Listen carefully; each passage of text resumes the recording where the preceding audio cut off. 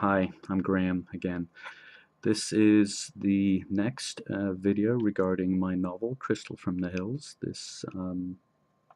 Still looking to sort of tie pieces together, I think, based upon reader feedback and reviews about my novel, which I repeatedly describe as a story of an accident, a disappearance, a trauma, and a mystery.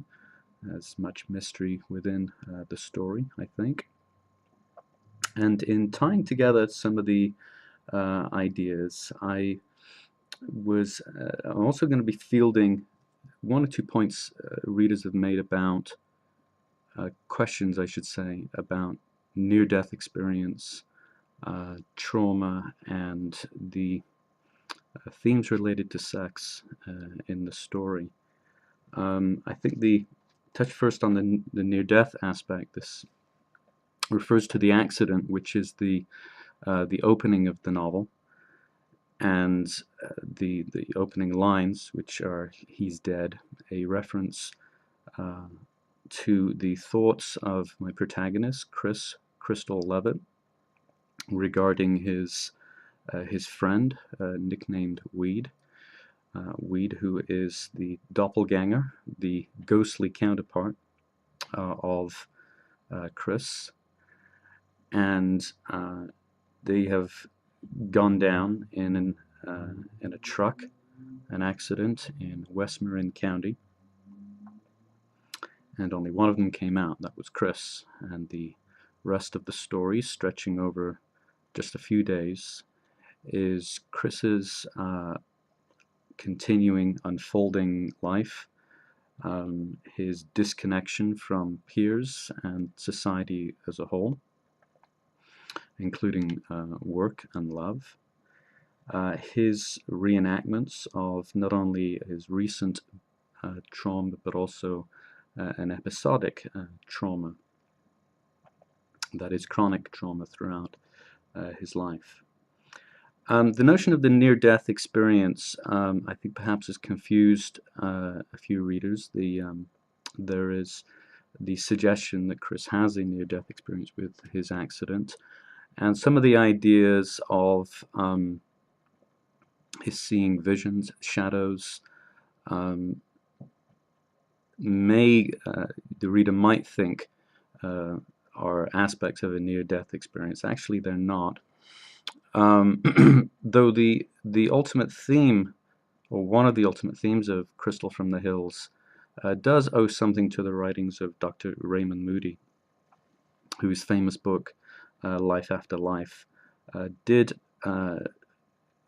describe the sort of cultural traditions around near-death experience, actually cross-cultural traditions, if you referencing biblical Tibetan Book of the Dead and among others, and describing near-death experience as a kind of a gift. And it is, Chris's accident is a gift to him insofar as it is a jolt, and his survival of the accident versus Weed's apparent death indicates the idea that he has been given a gift and that he will have a new lease upon life and a new responsibility. However, the shadows that he is perpetually tormented with have been in his life for many years, in fact, decades. This is a more original gift to Chris, based and a gift that would appear to emerge from his chronic trauma. Chris is like any child, or like an adult regressing to be a child, has made play out of trauma. He has, if you like, in the parlance of psychotherapists, acted out. And we see reenactments in the story of Crystal from the Hills. The car chase sequence is a reenactment of the accident, and clearly perhaps the most readily recognizable reenactment of the trauma of the car accident. His play episode with an 8-year-old boy, I think, suggestive of a reenactment of abandonment, distress. The whole sexual episodes, which quite disappointingly some critics and readers have chosen to regard as a left field, late in the narrative intrusion to the story, I believe actually are foreshadowed throughout the story. Most notably, um, in the backstory regarding Chris's parents, and I make, I think, quite clear that Chris's parents had a difficult relationship, one that is perhaps mirrored by Chris's um, sort of budding relationship with Jill Evans. And the relationship between Chris's parents more or less climaxes, no pun intended here, with an apparent sexual assault between them. Though that perhaps is just one of several episodes that lead to their estrangement. So Chris's reenactment is, Chris's trauma is reenacted through sex, through his disappearance from society, through his regressions into play, and his climactic decision to sort of accept reality, to accept the new responsibility and the new gift that comes from a near-death experience. It represents, if you like, a happy ending.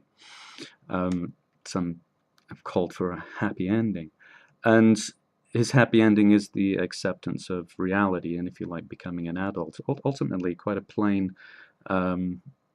plainly driven theme, in my opinion.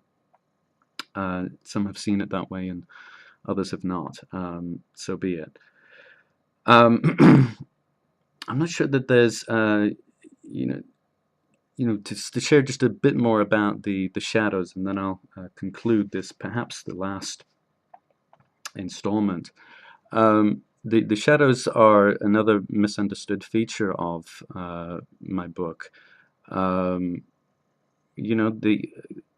It reminds us of the Cassandra complex, to think of a character or characters who are beset with visions that possibly portend the future, crimes that happen in the community, crimes that happen on a macrocosmic scale, atrocities in the Middle East, atrocities in an American skyline,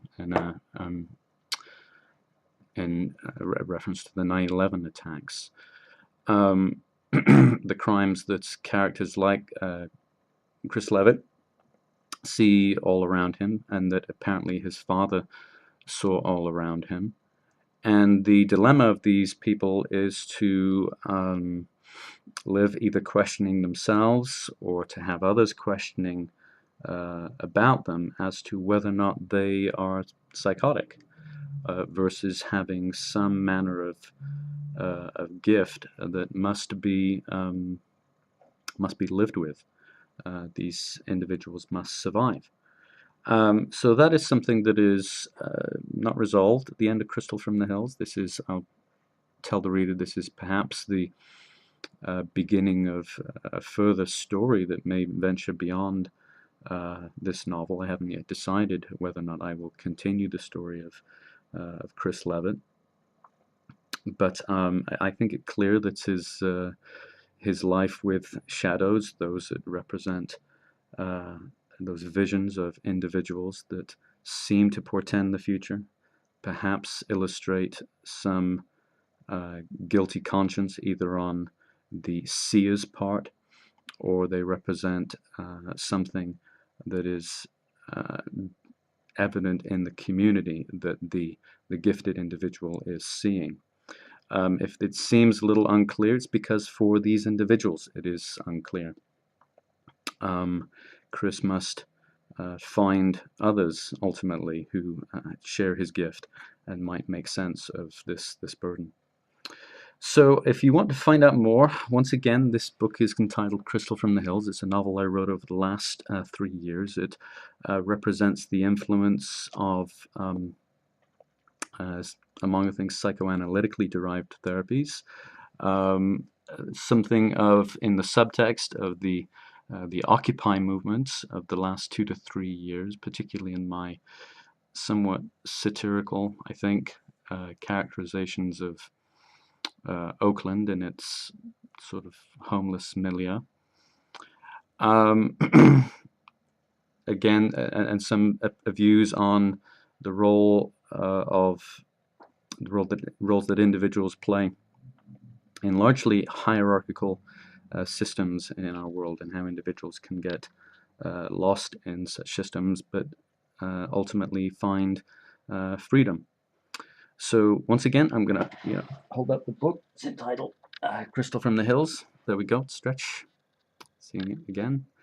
A novel about an accident, a disappearance, a trauma, and a mystery. I hope you'll check it out.